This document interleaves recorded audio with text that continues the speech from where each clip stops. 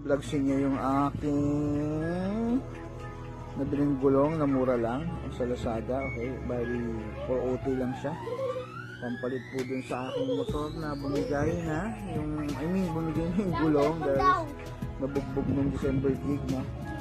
So ito yung kapalit niya. Bali yung LSZ 70 by 80 kasi 78 by 80 yung aking gulong sa likuran. So 4OT lang siya. So mura lang talaga to guys, parang 200 something lang to. Nagpamahal lang yung shipping fee. Pero guys, mura pa rin to dahil pag bumibili ako ng gulong na 70 by 80 parang pumapalo dati ng 600, 700. Kaya mura talaga itong nabili ko. Ngayon i-unbox na natin siya. CSR series, no? Ayan guys, ayan.